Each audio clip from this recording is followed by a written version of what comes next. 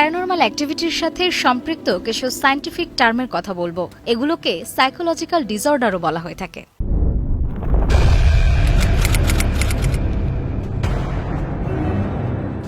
বোবায় ধরা কথাটির সাথে বাঙালিরা বেশ পরিচিত। অনেকেই শুনে থাকবেন অথবা হয়তো অনেকের সাথে এমনটা হয়েও থাকবে যে রাতে খুব বাজে কিছু দেখলেন ঘুমের ঘোরে, ভয় পেয়ে পালাতে চাইছেন কিন্তু হাত পা নাড়াতে পারছেন না। মনে হচ্ছে কেউ একজন বুকের উপর বসে প্রচন্ড চাপ দিয়ে বিছানার সাথে আটকে রেখেছে আপনাকে। এই পুরো বিষয়টিকে সাধারণত সবাই বোবায় ধরেছে বলে থাকেন, কিন্তু বিজ্ঞানের ভাষায় একে স্লিপ প্যারালাইসিস বা ঘুমের পক্ষাঘাত বলা হয়ে থাকে। এটি এমন এক অবস্থা যখন কেউ জাগ্রত অবস্থাতেও নিজেকে পক্ষাঘাতগ্রস্ত বা নিশ্চল বোধ করেন। তিনি নড়াচড়া বা কথা বলতে পারেন না, এমনকি গভীরভাবে শ্বাস নিতে পারেন না। তিনি এমন কিছু দেখতে, শুনতে বা অনুভব করতে পারেন যা আসলে সেখানে নেই। একে বলা হয় হ্যালুসিনেশন। ইংল্যান্ডের ইউনিভার্সিটি অফ ক্যামব্রিজের স্নায়ুবিজ্ঞানী বালন্ত জালাল বলেন, স্লিপ প্যারালাইসিস হল চোখ খোলা রেখে স্বপ্ন দেখার মতো। নিদ্রা বিশেষজ্ঞদের মতে বোবায় ধরা হচ্ছে একটি অন্তর্বর্তীকালীন অবস্থা, যেখানে আমরা ঘুম ও জাগরণের একটি মাঝামাঝি দশায় অবস্থান করি।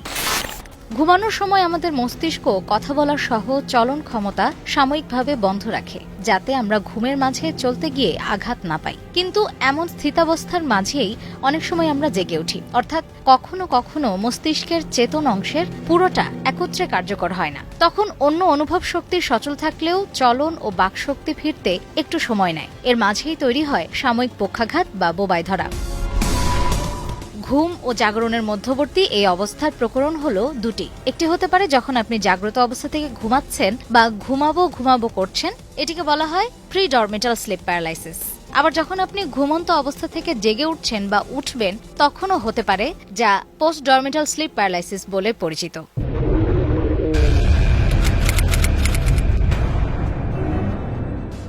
থার্মোডাইনামিক্স আলোচনার বিষয় শক্তি, যা বিভিন্নভাবে বিরাজমান থাকতে পারে, তার রূপ পরিবর্তন করতে পারে।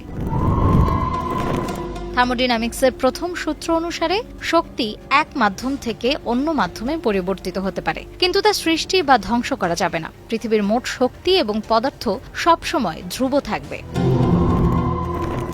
থার্মোডাইনামিক্সের দ্বিতীয় সূত্র অনুসারে একই ব্যবস্থার মধ্যে শক্তির পরিবর্তনের সময় যদি নতুন কোনো শক্তি না ঢুকে বা কোনো শক্তি বের না হয়ে যায়, তবে সম্ভাব্য শক্তি সব সময় প্রাথমিক শক্তির চেয়ে কম থাকবে। এটাকে এন্ট্রপি বলে। একসময় সম্ভাব্য শক্তি কার্বোহাইড্রেটের মধ্যে তালাবদ্ধ হয়ে পড়ে, যা গতিশক্তি রূপে রূপান্তর হয়। এই শক্তি পরিবর্তনের প্রক্রিয়ায় কিছু শক্তি তাপ শক্তি রূপে উড়ে যায়, ফলে একটা বিশৃঙ্খলার সৃষ্টি হয়, যা পরিমাপ করাই এন্ট্রপির কাজ। থার্মোডাইনামিক্সের সূত্র যদি বিভিন্নভাবে পরীক্ষা করা যায়, তবে প্রমাণ করা সম্ভব ভূত আছে। কেউ তা না মানলেও কিছু প্রশ্নের জন্ম হবে। প্রথম সূত্র মতে শক্তির কোনো বিনাশ নেই, শুধু এক অবস্থা থেকে অন্য অবস্থায় যায়। তাহলে মানুষ যদি শক্তি হয়, তবে মৃত্যুর সঙ্গে সঙ্গে মানুষ বিনাশ হবে না, শুধু রূপ পরিবর্তন হবে। বৈজ্ঞানিকভাবে অদৃশ্য হয়ে যাওয়া বা দেয়ালের মধ্য দিয়ে যাওয়ার মতো কাজ ভূতের পক্ষে করা সম্ভব নয়। এছাড়া নির্ভরযোগ্য গবেষণা পদ্ধতি ব্যবহার করেও বিজ্ঞানীরা ভূতের অস্তিত্বহীনতার প্রমাণ পেয়েছেন। এসব বৈজ্ঞানিক ডেটা প্রমাণ করে আপনার চোখ, কান বা মস্তিষ্ক সবসময় আপনাকে সঠিক তথ্য দেয় না।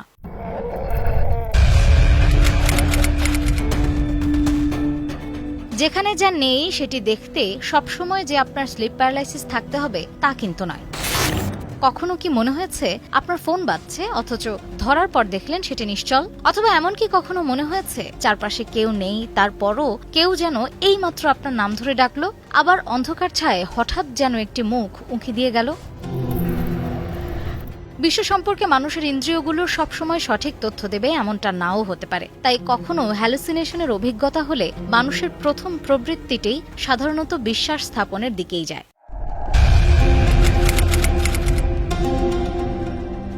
বিশ্বের অজস্র তথ্যের সংকেতের ব্যবস্থাপনায় অক্লান্ত কাজ করে যায় মানুষের মস্তিষ্ক। চোখ রঙের সংকেত দেয়, কান নানা শব্দের সংকেত পাঠায়, ত্বক চাপ তাপের অনুভব তৈরি করে।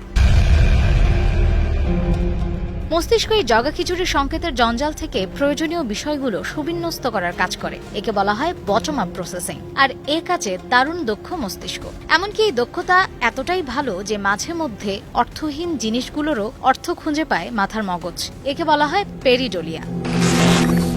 আপনি মেঘের দিকে তাকিয়ে যখন খরগোশ, জাহাজ বা কোনো মানুষের মুখ দেখেন, সেটি ঘটে এই প্যারিডোলিয়ার কারণে।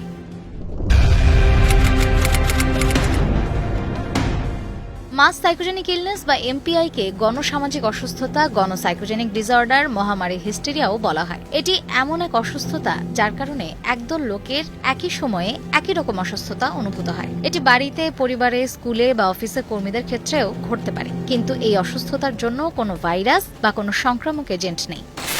স্নায়ুতন্ত্রের ব্যাঘাত থেকে উদ্ভূত এই অসুস্থতার লক্ষণ এবং উপসর্গের দ্রুত বিস্তার একটি সমন্বিত গোষ্ঠীর সদস্যদের প্রভাবিত করে, ফলে তৈরি হয় মস্তিষ্কের উত্তেজনা।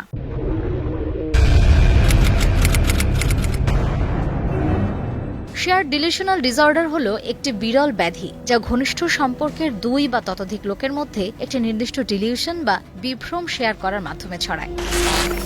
মানসিক ব্যাধিগ্রস্ত প্রাথমিক প্ররোচনাকারী একটি বিভ্রান্তিকর বিশ্বাসের উপর ভিত্তি করে অন্য একাধিক ব্যক্তিকে প্ররোচিত বা প্রভাবিত করে। এটি সাধারণত 2 ব্যক্তির মধ্যে দেখা যায়, তবে বিরল ক্ষেত্রে বড় গোষ্ঠী অন্তর্ভুক্ত করতে পারে। এই ক্রিয়াকলাপটি শেয়ার্ড সাইকোটিক ডিসঅর্ডারের উপস্থাপনা এবং পরিচালনার রূপরেখা দেয়। এই রোগে আক্রান্ত ব্যক্তিরা সাধারণত কাছাকাছি থাকে এবং অন্যদের থেকে বিচ্ছিন্ন হতে পারে। এর একটি উদাহরণ আমাদের চোখের সামনেই ঘটেছে, ভারতের বহুল পরিচিত ঘটনা বুরারি কেস। বুরারি পরিবারের 11 জন একই সময়ে একসাথে আত্মহত্যা করেছে। পুলিশি তদন্তে এর কোনো সমাধান পাওয়া যায়নি। পরে গবেষণায় বেরিয়ে আসে তাদের সবারই এই শেয়ার ডিলিউশনাল ডিসঅর্ডারে আক্রান্তের কথা।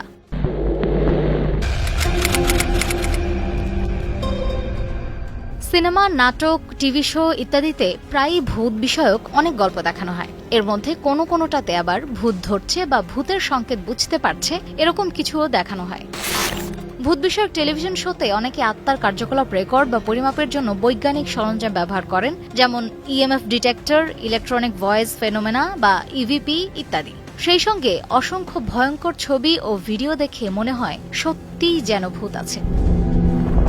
বৈজ্ঞানিকভাবে আবিষ্কৃত এসব যন্ত্রকে গবেষকরা বলছেন এসবের কোনোটিই ভূতের অস্তিত্বের প্রমাণ দেয় না। মানুষকে বোকা বানানোর জন্য অনেকে বিভিন্ন প্রতারণার আশ্রয় নেন।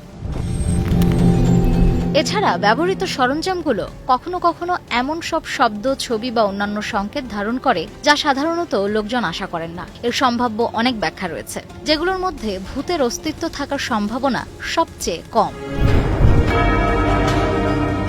মার্জিয়া শ্রেয়া, সময় সংবাদ।